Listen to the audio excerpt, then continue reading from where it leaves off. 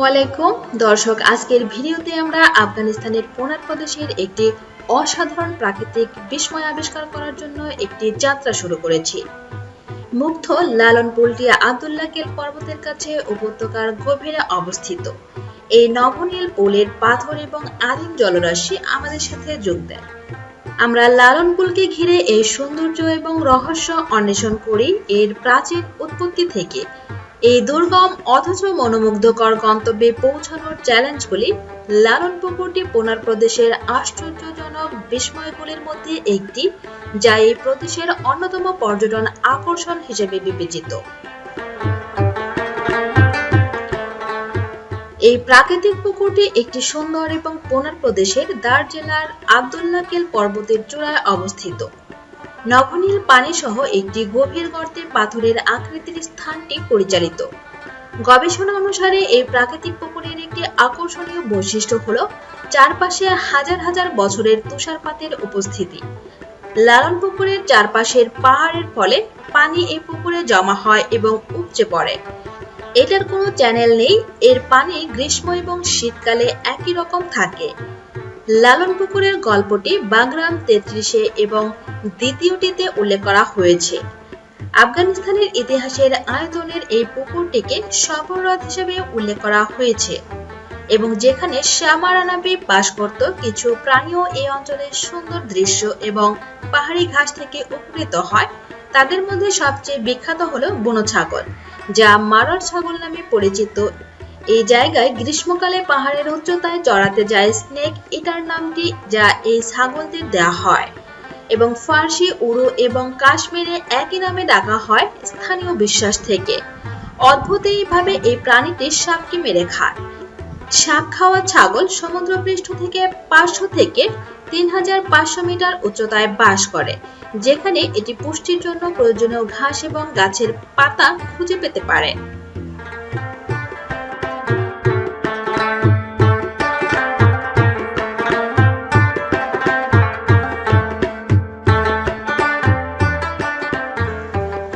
অনন্য প্রকৃতির লেন পুকুরে পৌঁছানোর জন্য পর্যটকদের আকর্ষণ করার ক্ষেত্রে একটি উজ্জ্বল ইতিহাস রয়েছে।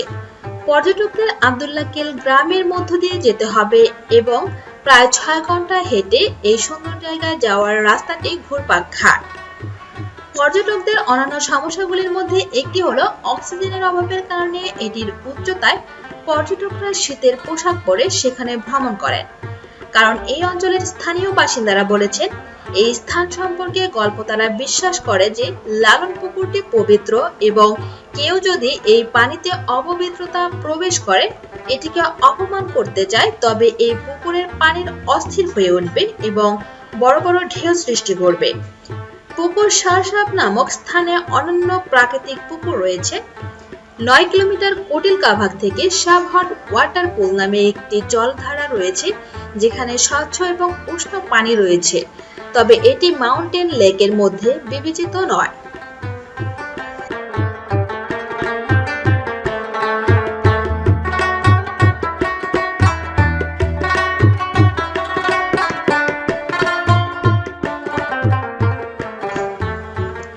পোনার উপত্যকাটি আফগানিস্তানের একটি অঞ্চল যা পোনার প্রদেশে অবস্থিত।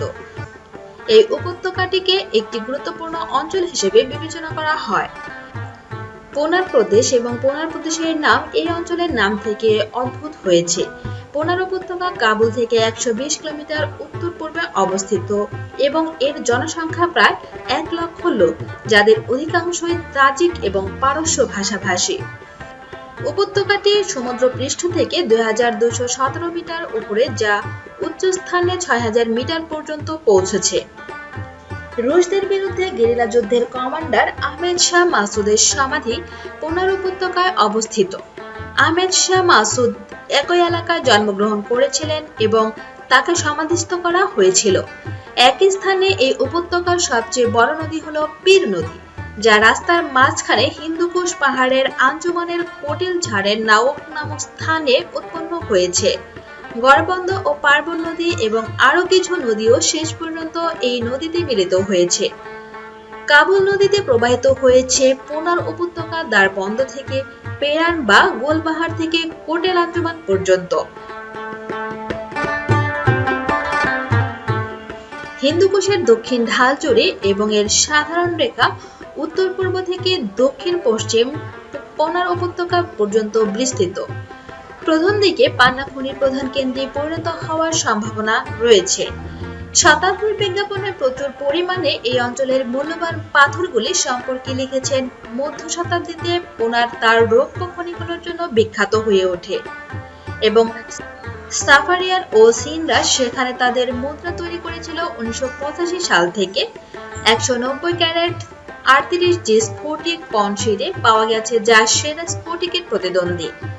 কলম্বিয়ার মেসো খনি থেকে মানের পরিপ্রেক্ষিতে পোনারে আমাদের পুনর্গঠনের প্রচেষ্টার মধ্যে রয়েছে নতুন রাস্তা নির্মাণ এবং একটি নতুন রেডিও টাওয়ার, যা উপত্যকার বাসিন্দাদের আফগান রাজধানী থেকে রেডিও সংকেত পেতে দেয়। 10টি টারবাইন সহ একটি বায়োখামার 2008 সালের এপ্রিলে নির্মিত হয়েছিল। পোনার উপত্যকা এই উপত্যকা আফগানিস্তানের জন্য একটি শক্তি কেন্দ্র হতে পারে বেশ কয়েকটি জলবিদ্যুৎ বাঁধ নির্মাণের মাধ্যমে। প্রথম জলবিদ্যুৎ বাঁধের অবস্থান হতে পারে এই উপত্যকাটি আফগানিস্তানের রাজধানীকে সম্পূর্ণরূপে বিদ্যুৎ সরবরাহ করতে পারে। বাদাখশান প্রদেশে একটি ডামার রাস্তা নির্মাণ এই উপত্যকার পর্যটন সমৃদ্ধিতে সাহায্য করতে পারে।